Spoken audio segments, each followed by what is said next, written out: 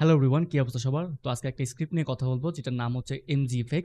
So আমার কাছে মনে হয় সেটা হচ্ছে Adobe After Effects আমরা যারা ইউজ করি আমাদের সবার এটা ইউজ করা দরকার। কেন দরকার আসেন সেটা নিয়ে বিস্তারিত কথা বলি।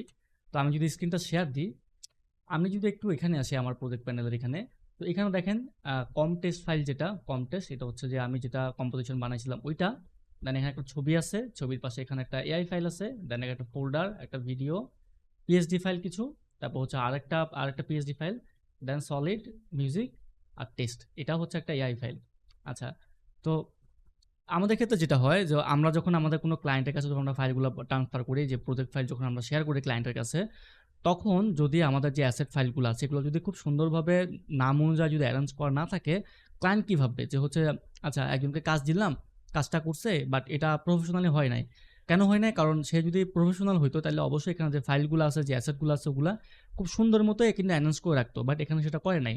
শুধুমাত্র ক্লায়েন্টের কথা বলতেছি না, আমরা নিজেরাও যদি একটা প্রজেক্ট নিয়ে কখনো কাজ করি, অনেকদিন পর যদি সেটাতে আবার একটু মডিফিকেশন দরকার হয়, কাজ করার দরকার হয়, আমরা যদি ওপেন করি ফাইলটা, তাইলে আমরা যদি ফাইলগুলো যদি খুব সুন্দরভাবে অ্যারেঞ্জ করে না রাখি, আমাদের কিন্তু ভালো একটা ব্রেক পাইতে হয়।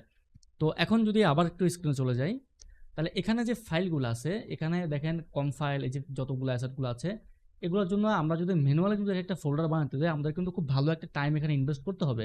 তো ওইটা না করে একটা স্ক্রিপ্ট আছে যেটা হচ্ছে MGFX, ওটা যদি আমরা একটু রান করি, উইন্ডোতে চলে যাব, দেন এখানে MGFX যদি ক্লিক করি, একটা এখানে স্ক্রিপ্টটা রান হয়ে গেল। তো আমরা যেটা করবো, ফোল্ডার স্ট্রাকচারে ক্লিক করার পরে দেখেন এখানে কিন্তু ও অটোমেটিক্যালি ফোল্ডারগুলো বানিয়ে নিছে। কম্প, এআই, এই যে ইমেজেস, এই যে প্যালেট, তারপর হচ্ছে যে পিএসডি ফাইল, সবগুলো অটোমেটিক্যালি বানাই দিছে। তো আমরা যদি নিচের কিছু ফোল্ডার দেখি, সেকেন্ডটা হচ্ছে কি import file. So import file মানে আমরা জানি এখানে ক্লিক করে আমাদের ফাইলের মধ্যে নিয়ে যাবে, আমাদের হচ্ছে ফাইল ইম্পোর্ট করতে হবে, দ্যাটস ইট। সো আমরা এখান থেকে ক্লিক করতে পারি, পর ড্র্যাগ করে নিয়ে আসতে পারি। আমি এখানে আর যাচ্ছি না, কারণ আমি আগে থেকে ফাইলগুলো এখানে নিয়ে আসছিলাম।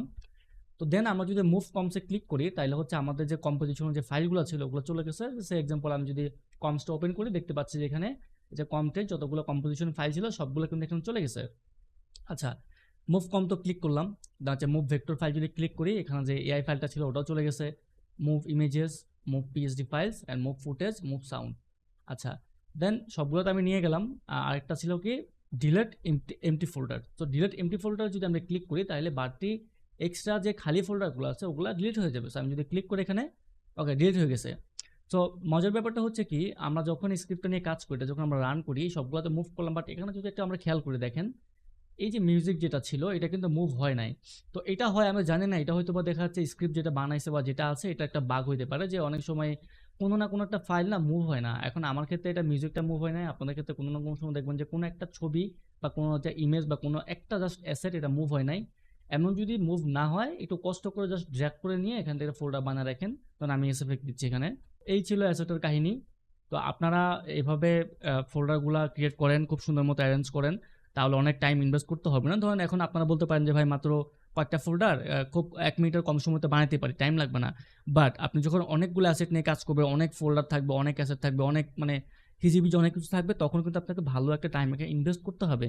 সো ওই টাইমটা বাঁচানোর জন্য আমরা স্ক্রিপ্ট যেটা নিয়ে কথা বলছিলাম এটা আপনারা ইউজ করতে পারেন। এটা ইউজ করলে খুব সুন্দরভাবে, খুব ইজিলি ভাবে ফাইলগুলো অ্যারেঞ্জ করতে পারবেন। আর স্ক্রিপ্ট যেটা আছে এটার জিপ ফাইলটা হচ্ছে আমি কমেন্ট সেকশনে দিয়ে দিব, আপনারা ইউজ করেন। কেমনে হচ্ছে এটাকে ইনস্টল করবেন ওই প্রসেসে আমি না যাই, কারণ যখন আপনি এখান থেকে জিপ ফাইলটা এক্সট্রাক্ট করবেন, তখন ওখানে একটা রিডমি নামে একটা ফাইল আছে, যেটা টেক্সট ফাইল, ওটা পড়লে কোথায় রাখতে হবে না হবে আপনারা বুঝে যাবেন।